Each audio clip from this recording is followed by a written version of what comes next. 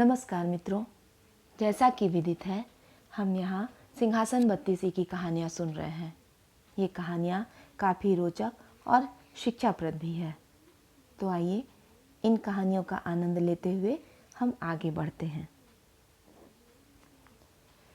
सिंहासन पर बैठने की रुकावट से खींचते हुए एवं अपने अभिष्ट की प्राप्ति में पराधीन राजा भोजदेव को फिर से रोककर 15वीं पुतली बोली, हे राजन सुनिए।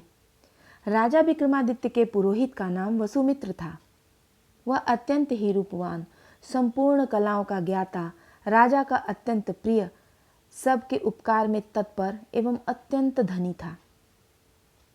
एक दिन उस पुरोहित ने सोचा, गंगा स्नान ही किए गए पापों के नाश का एकमात्र उपाय है, क्योंकि तपस्या, ब्रह्मचर्य, यज्ञ और दान से जो गति नहीं मिलती वह गंगा के सेवन से मिल जाती है। गंगा के शुद्ध जल से स्नान करने पर संयमी पुरुषों को जो शुचिता प्राप्त होती है वह सैकड़ों यज्ञ करके भी नहीं प्राप्त की जा सकती। जिस प्रकार अंधकार को हटाकर सूर्य उदय लेते हैं, उसी प्रकार गंगा स्नायी पुरुष पापों को दूर कर शोभायमान होते हैं। जिस प्रकार आग की लपटों में रुई का ढेर जल जाता है, उसी प्रकार गंगा के प्रवाह में सभी पाप नष्ट हो जाते हैं। जो मनुष्य सूर्य की किरणों से गर्म गंगा जल का पान करते हैं, उन्हें गाय का दूध, दही, घी, मूत्र और गोबर के मिश्रण से निर्मित पंचगव्य के पीने से भी अधिक फल प्राप्त होता है। इसी प्रकार हजारों चांद्रायन व्रत के द्वारा की गई शरीर शुद्धि का फल केवल गंगा जल के पीने से ही मिल जाता है। दुख से ग्रस्त सभी जीवों के लिए गंगा ही एकमात्र गति है। महापातकी, निराश चित्त एवं नरक भागी व्यक्तियों की रक्षा गंगा सेवन से ही संभव है।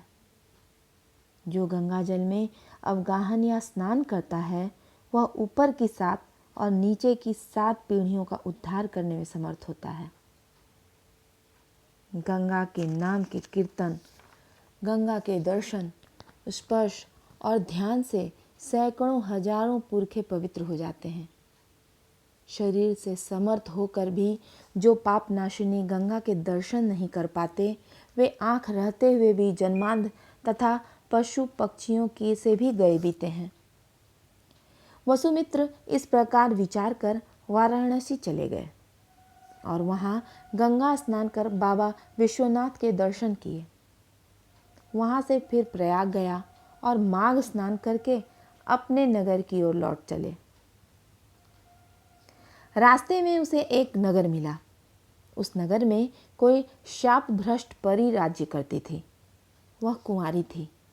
उसी नगर में भगवान लक्ष्मी नारायण का बहुत बड़ा मंदिर था। उसी के पास विवाह का मंडप सजाया गया था और देव मंदिर के द्वार पर एक बहुत बड़े कड़ाह में तेल खौल रहा था। उस कड़ाह के पास जो पुरुष नियुक्त थे, वे देशांतर से आने वाले पुरुषों से कहा करते थे कि जो कोई महाप्राण व्यक्ति इस खौलते हुए तेल वाले कड़ाह में कूदेगा, उसके गले में मनमत संजीवनी नाम की अप्सरा वरमाला डालेगी। वसुमित्र इन सब बातों को देखता सुनता अपने नगर में चला आया। वहाँ उसे अपने सभी बंधु बांधवों से भेंट मुलाकात हुई। वह कुशलतापूर्वक लौट आया था, इसलिए सबको अधिक आनंद भी हुआ। दूसरे दिन सुबह वह राजा विक्रमादित्य के दरबार में गया और राजा से भेंट कर उन्हें गंगाजल और विश्वनाथ का प्रसाद दिया। उसके सुखपूर्वक बैठने पर राजा ने पूछा, हे वसुमित्र, आपकी यात्रा सकुशल तो रही? आपकी कृपा से सकुशल तीर्थ यात्रा पूरी कर मैं वापस आया हूँ, वसुमित्र ने नम्र उत्तर दिया। कौतुक प्रिय राजा ने फिर से पूछा, देशांतर में आपने कोई अपूर्व बात भी देखी होगी?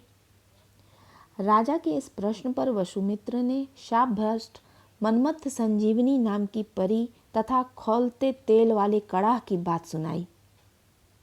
उसके बाद राजा विक्रमादित्य अपने पुरोहित वसुमित्र के साथ उसी अचरज भरे स्थान पर गए।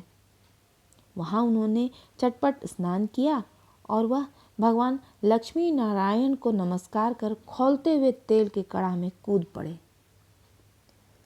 राजा का यह दुर्दम साहस देख वहाँ उपस्थित सभी आदमी हाहाकार कर उठे।